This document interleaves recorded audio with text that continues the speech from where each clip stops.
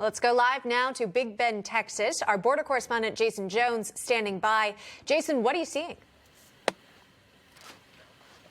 Hey guys, it's good to be with you today. So we're in Big Bend, about 25 miles. Closest town is Van Horn, Texas. But what you're seeing here around me is what is known as a debris field. There are thousands of these in the Big Bend sector.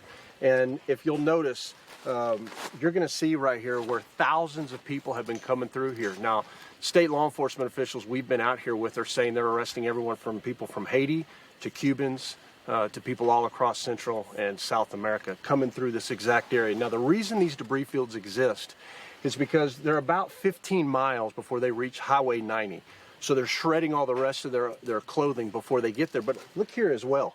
You'll see a shrine. I've never seen one of these. And guys, I've seen these all over Arizona. So you can see where they lay down here for at least a day or two before they finally reach Highway 90. But this is an example of the crimes against the states that are occurring. And just think about this for a second. Can you imagine this being your property or your ranch? Because these types of debris fields are everywhere out here. But not just the debris fields, too, Jason. What is the latest in how agents are hunting for drug smugglers, as we've seen reports of that as well?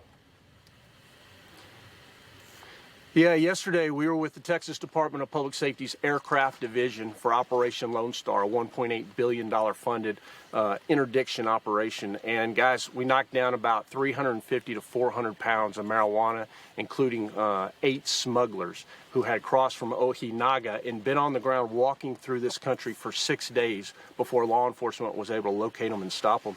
And just so you know, it wasn't far from this location we're at now. Just over the hill here behind us is where we apprehended them. So this area is very active, but I will tell you, this is very remote country.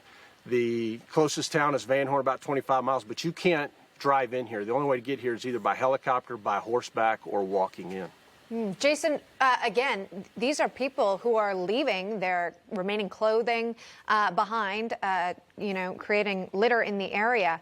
What direction are they headed? Where do they go next? Well, they're coming to a town near you, unfortunately. You know, these folks don't stay here. They pass through Texas. And I'll tell you something on that.